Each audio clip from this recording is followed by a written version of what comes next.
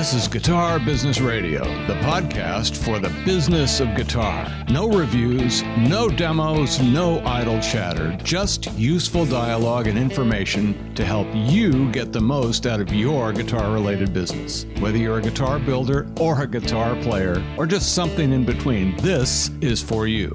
Now, here's your host. Oh, wait, it's me, Jeffrey D. Brown. So let's get to it.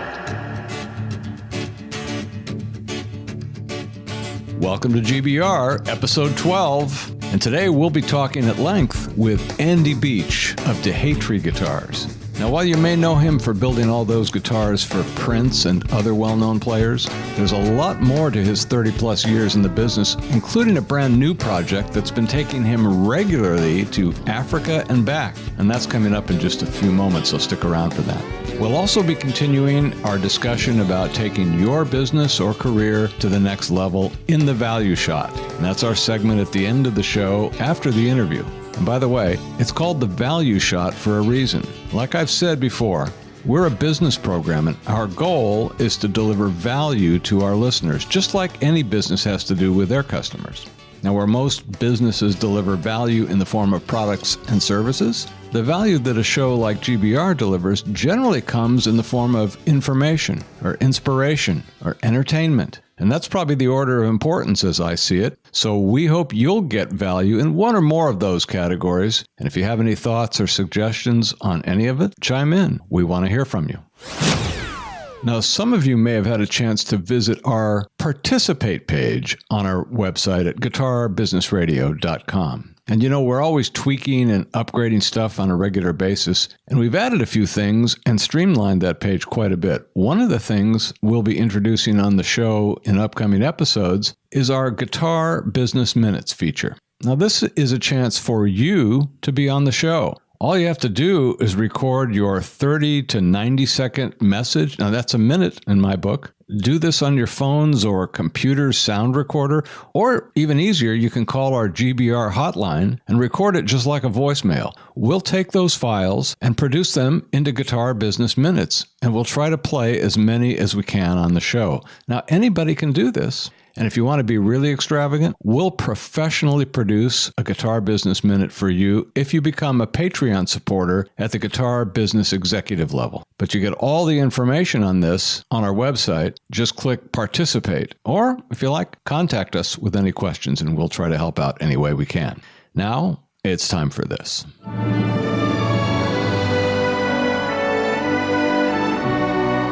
This is your source for profoundly interesting news briefs. Guitar Business Radio presents The Shorts. Well, many of you, I'm sure, are aware that the Holy Grail Guitar Show is happening this week in Berlin, Germany. It started a few years ago, and I've yet to go, and I won't be there this year. But more and more people are telling me I should go, so we'll see what happens. Now, my mentioning this is obviously not designed to influence any last-minute attendance, inasmuch as it may be over by the time many of you listen to this. But the fact that it has become such a prominent event in just a few short years is really a testament to how strong the boutique custom guitar and bass business has become. Now, I've been watching this business for a long time, and I've known many of the builders in that space. And frankly, I've seen a number of them come and go. But clearly, there's really been a net gain of talented luthiers who are creating extraordinary instruments all around the world. So the Holy Grail Show, which is put on by the European guitar builders, features a really large number of luthiers, 135 they say, from around the world. And it's an invitational event, as I understand, and not every builder who might want to exhibit can in any given year because of space limitations. And so there is a rotation from year to year. But from my vantage point, it's really a significant event. And while it's open to the public, it's different than a lot of the regional guitar shows we're familiar with. And it's focused on primarily one category of instruments, and mostly in the high end. And because many of these luthiers produce small numbers of instruments, getting that many of them together in one place is really a rare occurrence. You know, you would have thought in years past that the NAMM show would have provided an opportunity to feature many of these luthiers in some cohesive way as well. But it was only a little more than a year ago at Winter NAMM 2017 that things really changed. At that show, and again in 2018, a few months ago, there was something new called the Boutique Guitar Showcase that featured over 30 of these talented and creative luthiers who displayed their instruments in a really cohesive setting that was designed to optimize their presentation. So in our next episode, number 13 to be exact, which will be out on Monday, May 7th, we'll be talking with Jamie Gale, the organizer of the Boutique Guitar Showcase, about its significance now and where he's going with it in the future. So don't miss that one. And as always, you can get more information about what we cover in the shorts on a special page on our website under the Episodes tab. Just click on The Shorts. And now for something completely different. While Andy Beech has been building his own well-known brand of DeHatry guitars for nearly 3 decades, his career also includes years working with Zakk Wylde, as well as building like 31 guitars for Prince. You remember the Cloud and Cymbal guitars? Well, now he's involved in a new and meaningful guitar project that's been taking him back and forth to Africa. And we'll hear about that and much more as Andy Beech joins us right here and right now. So, Andy, thanks for coming on the show and joining us today. Really glad to have you. Hi, thanks for having me on the show. Thanks, Jeff. Great. Well, as always, let's get started. Listen, I always seem to start off things by wanting to try to understand something about the foundations that people build for their businesses and careers. And usually that kind of starts early on. So I'm kind of wondering how things might have got started for you, and what do you think made the biggest impact for you in those years in terms of setting the course for the future? I really have to go back quite a ways for that question. It probably starts with my family. Sure, of course. My dad was an entrepreneur himself. He had businesses and rentals and stores and things like that in a very rural part of our county. It's basically, we lived in a forest, and he built businesses out of nothing. Really?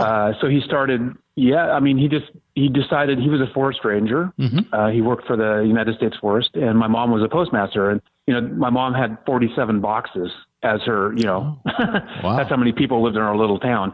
Okay.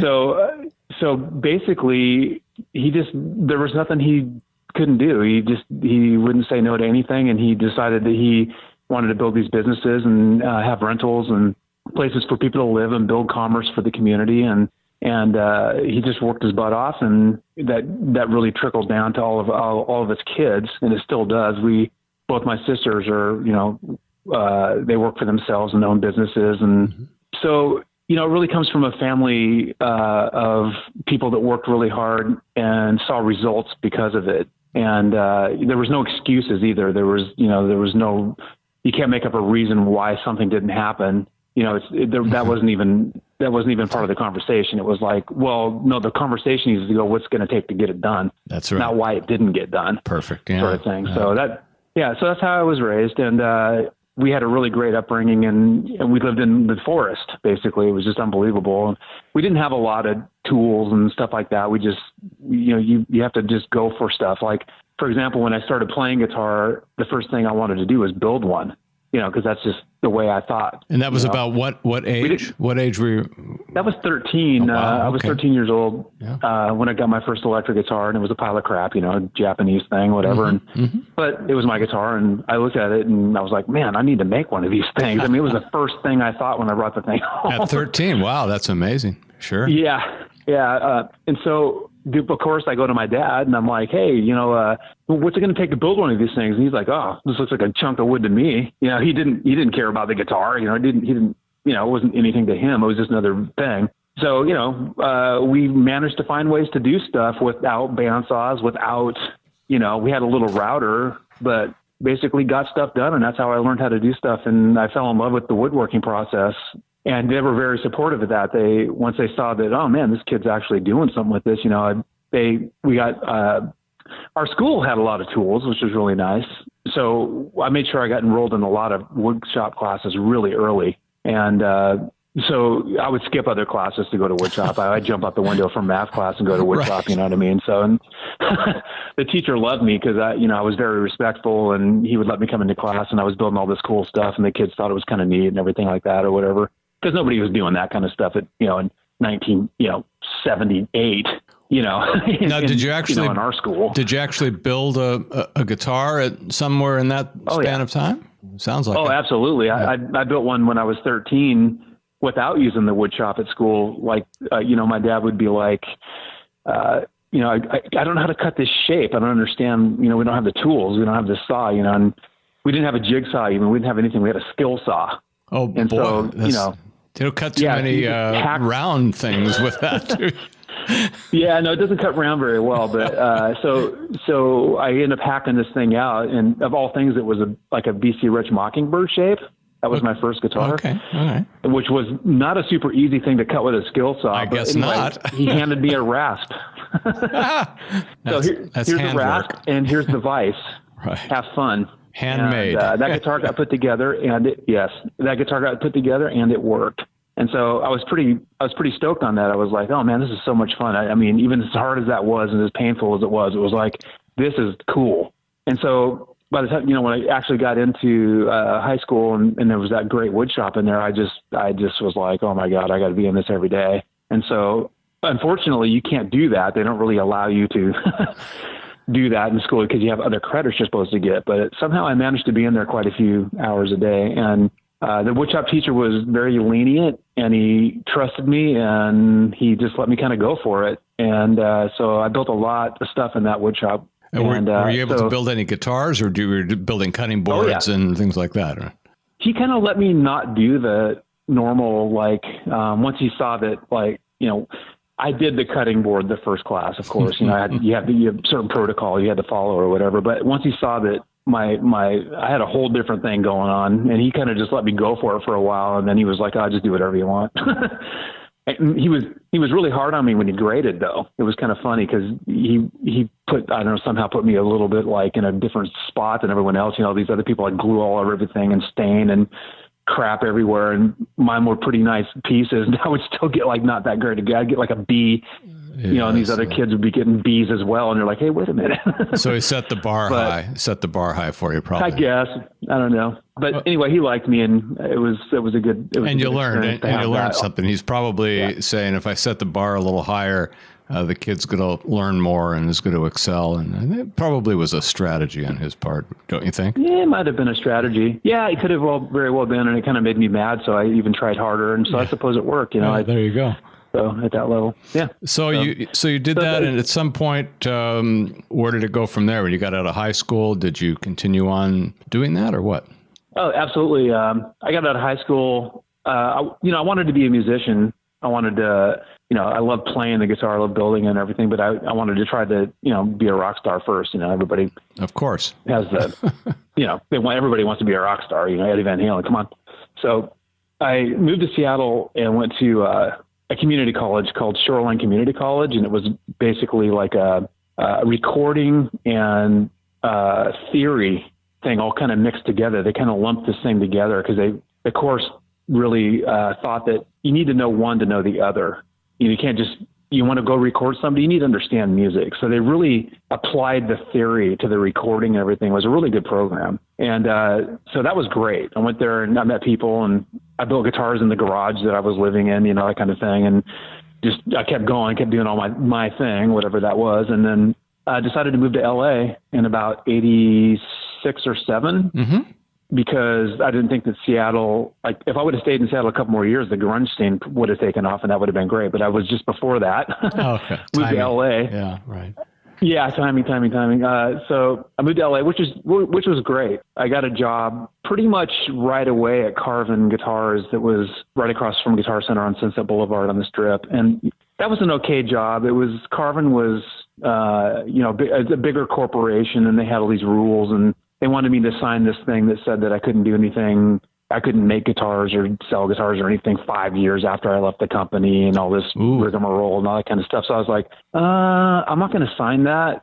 Because you knew better. I was talking to my dad, gosh, I had aspirations to do things, and I wasn't going to sign something that was going to limit me, 5 years out. So I talked to my dad, and he's like, well, you got to do what you got to do. I mean, I doubt that it would really come to anything. I mean, whatever, blah, blah, blah. I had this conversation, but So I decided to go out and start looking for other jobs. And, right across the street from that was Mark Lacey's Guitar Garage. And it was, I just walked in there and we got to talking, and I showed him some pieces that I made. They weren't even really that impressive, but they were enough to get hired on there. And that's cool. That was a great. That's cool. And Mark's a good guy. In fact, as you know, he was on the premiere episode of this show. I've known Mark a long time, but he's a good guy, and that's a good place to learn, I would imagine, huh?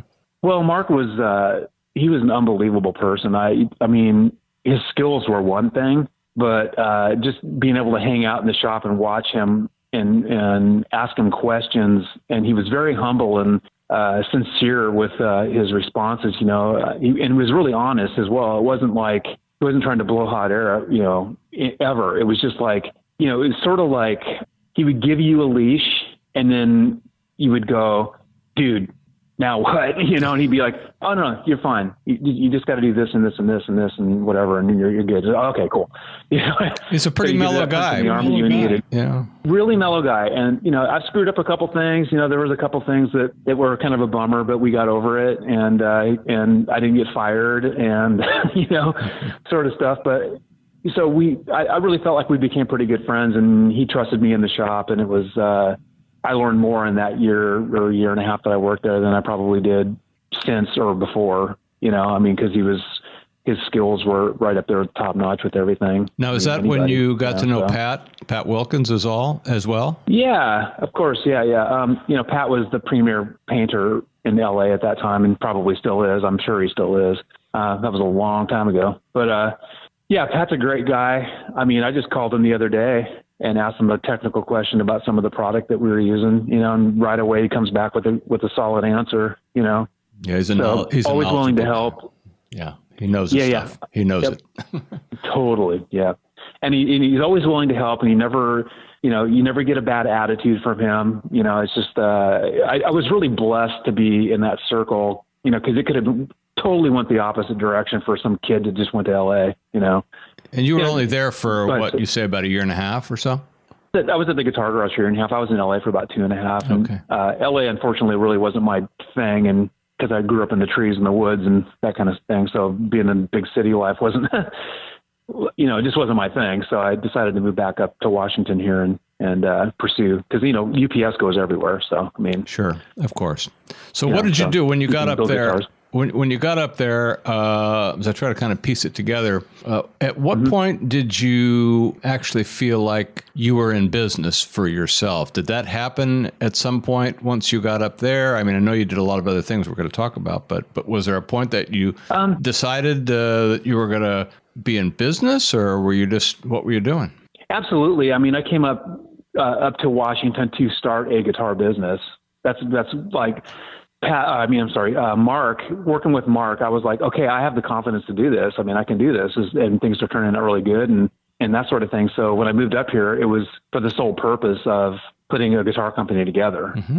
And there was a few things that happened in the intermittent, in between all that stuff that kind of slowed it down. But it was also the same thing. It was also the same reason that it got actually going in the first place.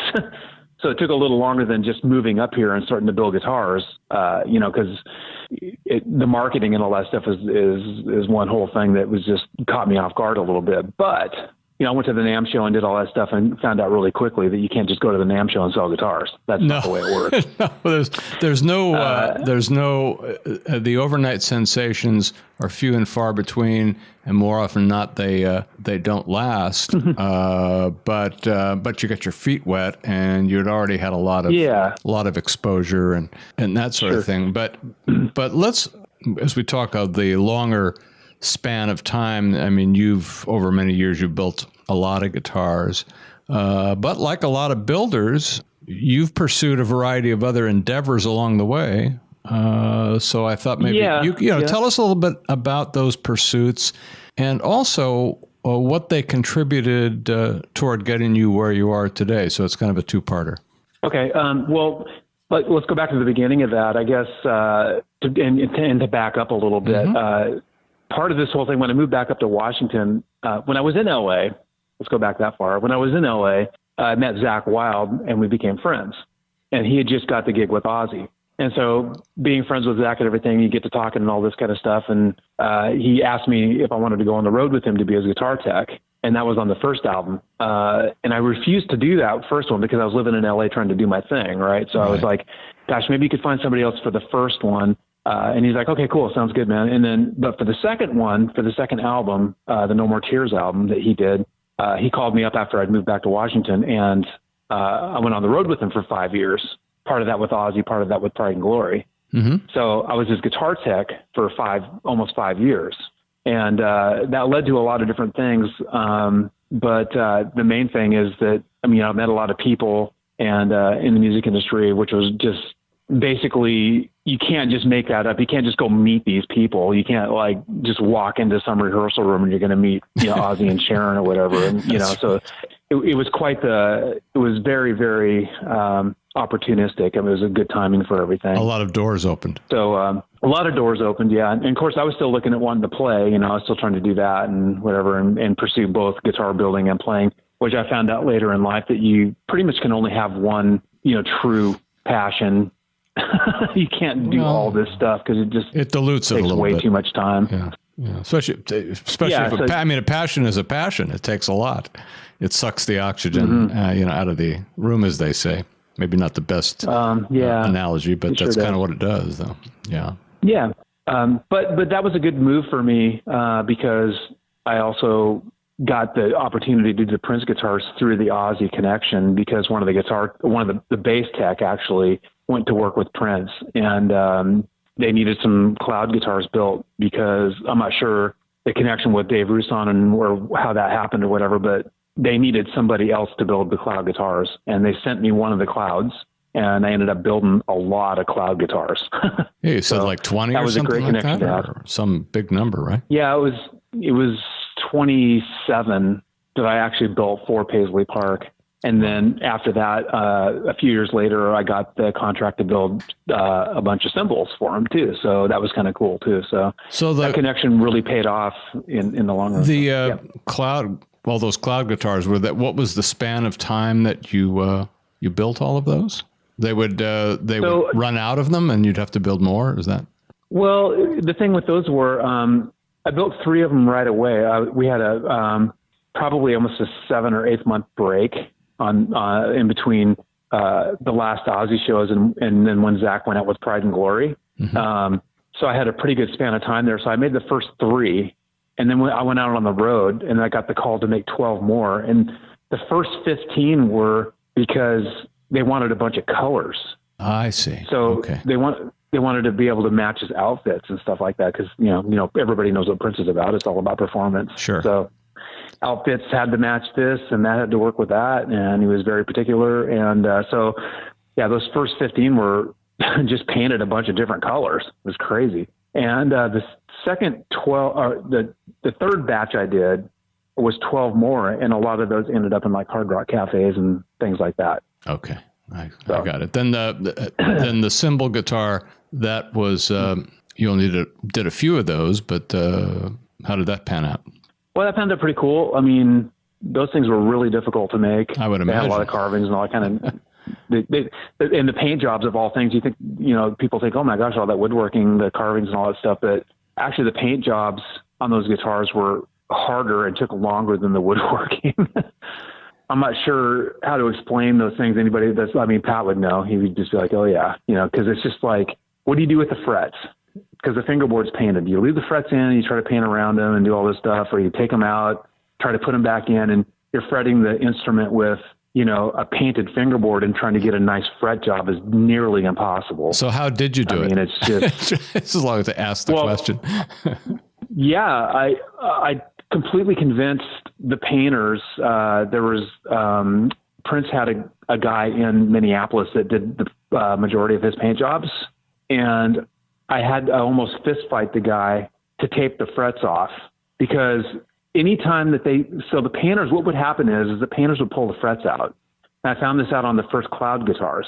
They pull the frets out and then they try to put them back in, and they don't know how to put them back in. Oh, geez. Like not even close. They're like, they just jerk them out. And then, so what it would end up happening is like Prince's guitar tech would try to file these things flat, and it would end up just with this horrible fret job, and the things would play just I mean, high enough action, sure, and light enough strings, I guess it worked, but just sloppy craftsmanship. But that probably didn't look good for you, though, did it? I mean, because you're the guy that built the guitars. No, it doesn't.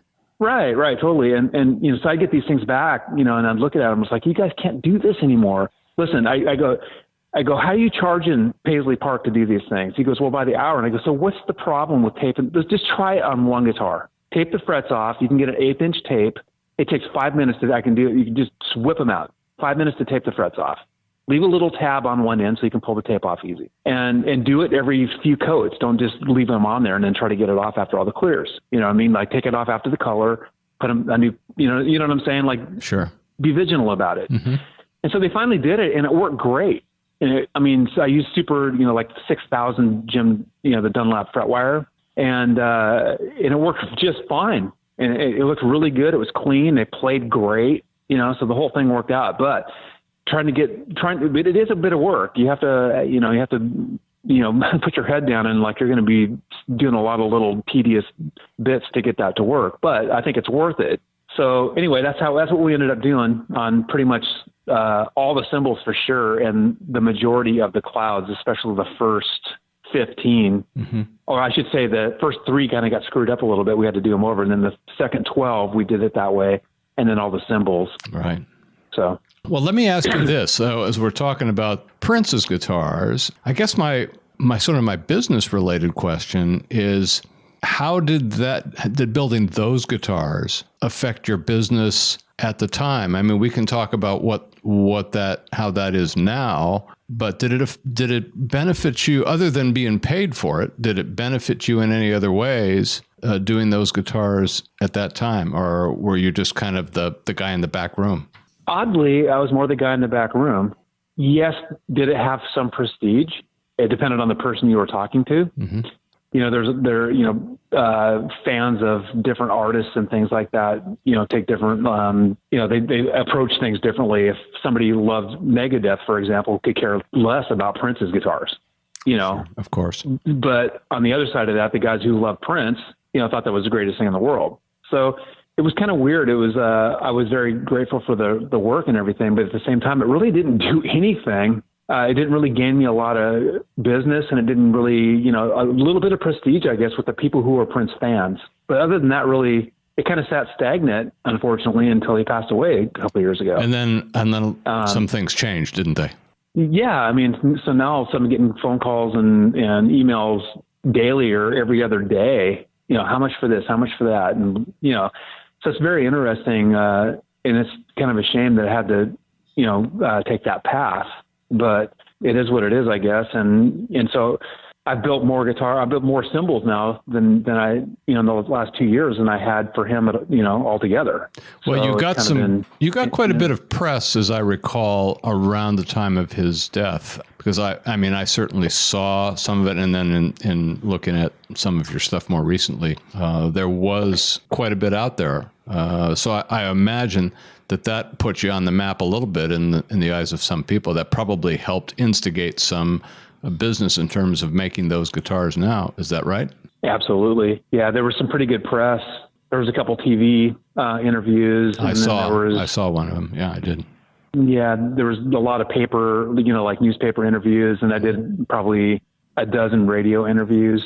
Wasn't there a Rolling Stone? Right after he passed. Something in Rolling Stone, did I see? Yeah, there was a little blurb in Rolling Stone. I didn't really contribute to that. They kind of just did it on their own sort of thing, which is fine. Because I saw that, but there was a little thing. Mm-hmm. Mm-hmm. Yeah.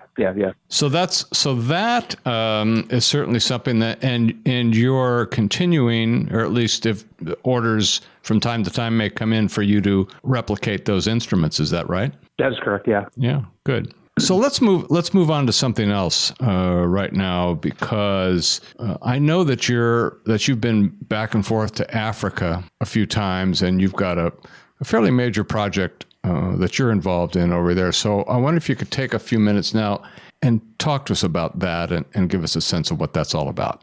Yeah, I think it's a really cool idea. I met a guy a couple years ago that he started a missionary project that would support young kids that were either orphans and on the streets and living corrupt lives and stuff like that, to try to get them off the streets and into school, and this putting shoes on their feet and shirts on their back. In what region? It's in Tanzania? It's in Tanzania. It's a little town called Arusha, Tanzania. Well, it's not little, it's actually pretty big, but so there's a bunch of small communities within the city of Arusha, just like in any big city, LA has, all these little sub communities, so just like here, there are a bunch of little communities, and he managed to find this one little community in Arusha that was really even worse than some that he had noticed. And so he started a soccer, soccer and schools and that kind of a thing to keep the kids off the street. This was a program to help kids improve their life, I would imagine, in a broad sense. Yeah. And it was kind of a chronic situation there. And so that's what they're doing. Yeah. So it was a typical sponsorship type scenario where folks over here could sponsor a child and, put them into the soccer program, get them into school, literally put shoes on their feet and shirts on their back. This foundation is called the New Vision Soccer. And it was started by a man named Nate Graff. And about 10 years ago, he went over and decided that this needed to, he wanted to help out.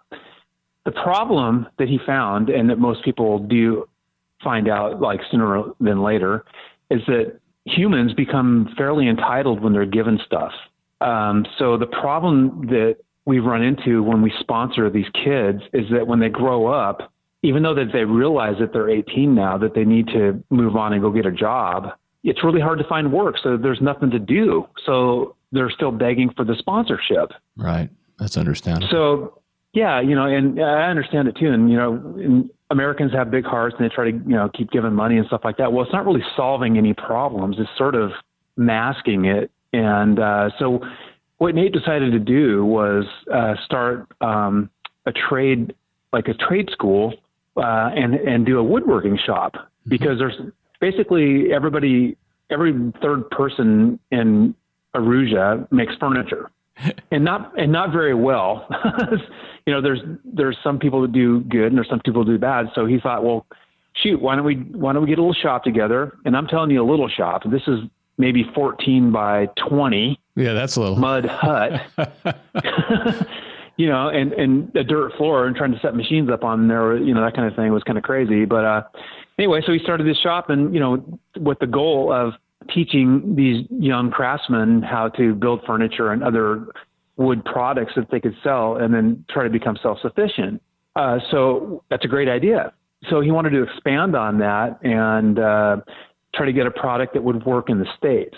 So, guitars are pretty, it's a good product. It's not a heavy thing to ship. It's not a super, super difficult thing to make, especially if you want to kind of keep it earthy, And so we got in contact with each other through a mutual friend, and we got to talking a couple of years ago. So went over there. We got a simple design for a nice guitar. We went over there and did a little schooling. Got a bunch of boys over there that were interested in pursuing the woodworking portion of their lives. We have one main guy over there that's his name is Frankie, and he's very talented, and we have super high hopes for him. And he's bending up wood and gluing bracing down and making tops and making bodies. It's like nobody's business over there. So he's doing really well. And we're fortunately moving the shop now to a much bigger building, which is going to really help get more people in there to help out. So is that going to have a regular floor? Will that have a regular floor? Or? Yeah, it does have a concrete floor. It's a little bit up and down here and there. So we're going to have some concrete guys come in there and kind of float the floor a little bit, because it's bad enough to where it'd be hard to set up a tooling on some sort of level of any sort, So yeah, so we're going to have some work done over there and to get the shop prepped. And it's a really nice big shop. It's 50 by 72, which is really a good size that's a big shop. And it's also got offices and an outbuilding that's, I should say, an out shelter type of thing. That's just a roof with poles for storing, you can park cars or, raw materials or that kind of a thing under there. So it's actually a really good little site for what we're doing. So we're really excited about that. The guitars are coming along really well. We're going to start the promotion here this next month. Actually, we're going to do some little live gigs and stuff with the guitars that we have done. So they're going to be, a lot of local musicians. So what the plan is that they're going to build chunks of the guitars and they're going to send them over here for you to assemble them and finish them and then sell them, right? Right. What's going to happen is where they're at in their construction right now, their abilities at this point are really good at making the bodies and getting the main structure, like of the neck and everything, done. I would need to spend a lot more time with them to show them how to set the neck angles correctly to get the thing to play good and everything like that. So what we're doing is we're setting the body and the neck separate. And then I'm going to, at that point, assemble the guitar here, put the frets in and get the thing playing really good and do the finish work here for now. And I'm hoping that changes over time. So I want them to do as much as possible in Africa would be my ultimate goal. Sure, so of course, but we're going to lean towards that. But that gives you a chance to get a good product with that's a part of the program that people can buy and play and get a good sense of. Yes. As you can sort of integrate some of the building processes over there over time. I would imagine. Correct. And and it sounds like a great story, and certainly the promotional opportunities for that are good, and it's something that we can all look forward to watching and seeing how it develops. So let me, kind of go into a final quick question here, and this is kind of something that goes along with what we're doing on the show. We're talking a lot about getting to the next level. And of course, that means something different to just about everybody. But I'm wondering now, Andy, if you could give us a sense of what the next level looks like for Andy Beech, on the grander scale. Do you have a sense of that? Yeah. Ultimately, I would really love to see this African project kind of get to a level where it can sustain itself, because that would be a method of diversity for me, where if we could get enough boys over there working and doing the guitar to its final stages, maybe in a couple of years from now, that would be amazing to me. And then, because that would mean less work for me. It would mean more commerce for their community. So it's a win-win thing for everyone. We promote them over here. We sell them here. That would be great. And also I would really love to get some of the ideas that are in the back of my head on paper and into wood, because it just seems like I'm so busy right now just keeping up with not only the Africa projects, but just the basic, the Hatry guitar orders and stuff like that I haven't had a chance to get some of these new ideas down. And so in the next year or so, I would really like to get some of those ideas into wood, because, I want to move forward on design. Well, you've built some really beautiful guitars over the years, and I thought it just kind of reminded me that the name of your company is Hatry Guitars, but maybe you can tell us, and I know you say this on the website, but maybe you can just tell us what that means, because there is something behind the name. Yeah, definitely. Hatry is my great-great-grandfather's last name.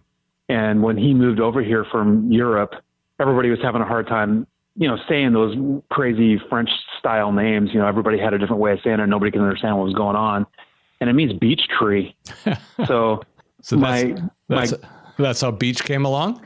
Yeah. So they decided to just change it to Beech, and just to make it like a little bit easier to understand. So literally that's where it came from. And I feel pretty honored to be able to use the family name as my company name. And I've used it since day one. It's dramatic. It's been around since the 80s. It looks great, and I've certainly seen it over many, many years, and I'm so thrilled to have been able to get to know you and to get to find out more about what that's all about. And we're certainly going to keep an eye on things with you, and I'm really hoping the best for you, and I really appreciate you coming on the show with us today, Andy. Well, thanks for having me on it. I really appreciate what you guys are doing too. So great. Appreciate it. So we'll talk soon. Okay. Sounds good, Jeff. Thanks so much.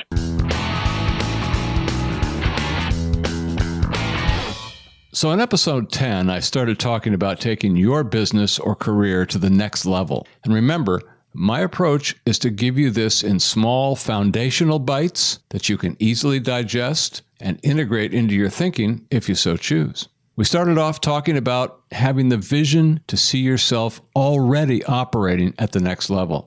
You can maybe think of it as putting together a puzzle, and in this case, it's important to see the picture before you can start putting the pieces of it together. But again, we should note that the puzzle picture may change over time, and so may the pieces. Being aware of that possibility and not getting invested in narrow expectations, especially where future outcomes are variable, is key.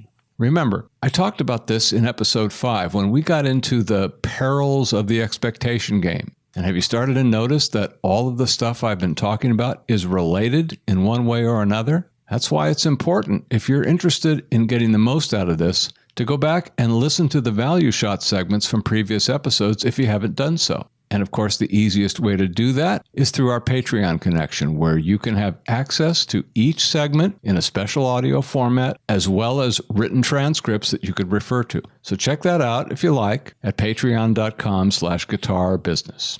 Now, in the previous episode, I started talking about implementing your vision by outlining some behavioral characteristics that are, in my opinion, critical to the process.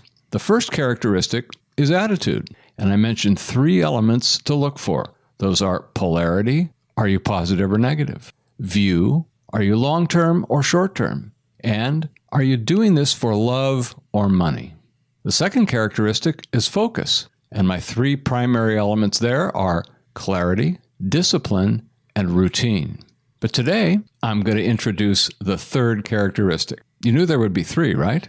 So we're talking about knowledge. And this is all about knowing what you know. In other words, understanding the depth and breadth of your own usable knowledge can be very helpful. Down the road, we'll get into leveraging it, but first I want to lay out the 3 elements of knowledge as I see it. First, there are skills. What do you know how to do? And more specifically, what do you know how to do that will help advance your vision? Of course, you may not have all the skills needed here, but that brings me to element number 2. My second element is resources. What resources are available to you to take care of the things that you don't know how to do, or don't have time to do, or just don't want to do? And remember, we're just talking about knowledge-related resources here. And there's a third and vital element, which is experience. Now, there are those who say experience doesn't mean as much in this immediate everything world we're operating in today. The thinking on that, I guess, is that things are changing so fast that much of the tangible experience that people draw on is rendered obsolete in a fairly short order now, thus making it far less relevant. But that's not what I'm talking about here. I'm referring to your experience in thinking. Have you learned from your experiences how to think about and process your skills and resources in the most useful and productive way? For instance, can you, based on your experience, articulate your own skill set and where and how those skills can be applied? Based on your experience, can you determine what resources you have and where they can be used most effectively? You know, in the 1980s, seems like forever ago, I owned a design and advertising agency. In those days, some of you may remember, we used those big hot wax machines that you rolled type galleys and other artwork through in order to paste them up onto artboards. The experience of using those waxers would be of little use to me today, but the knowledge of how to effectively integrate those tools of the trade to create a productive result, well, that transcends the obsolescence or innovation of the tools themselves. And that's the kind of experience I'm talking about here. Okay, now for some of you, possibly you've been listening to these value shot segments, and maybe on the surface it makes sense, but you're not quite sure what to do with it or what it has to do with you and your business or career. That's okay. There is some rhyme and reason to what I'm doing here. Basically, each week I'm throwing out some dots, and at the same time, I'm connecting some of the dots to other dots that I threw out in other episodes. That's what I'm going to continue to do with this segment for some time to come. Now, I used the puzzle metaphor earlier, but I suppose one of the other ways that you could look at it is that I'm giving you the individual pieces of a puzzle along with clues as to how they go together. Over time, significant pieces of the bigger puzzle picture will begin to take shape and you'll see them. And at some point further down the road, if you're still tuned in and interested, the full picture will be apparent. But I can assure you of this, for each one of you, that picture will be different. That's because I'm not giving you the picture. I'm giving you the tools to create the pieces of your own puzzle picture if you choose to see it. In the short run, the dots of information I'm passing along to you can be used in many cases by themselves. The old saying, the whole is greater than the sum of its parts, definitely applies here, but that does not mean that the parts themselves have no value. They do. So again, if you have questions or thoughts about any of this, don't hesitate to contact me through one of the many channels available, such as email, phone, social media, whatever. I'd love to hear from you, and I can assure you I will respond appropriately as quickly as possible. As always, thanks for listening. Always stay positive, keep your focus on the destination, and make sure all your options are open on how you're going to get there. And I will see you on episode 13.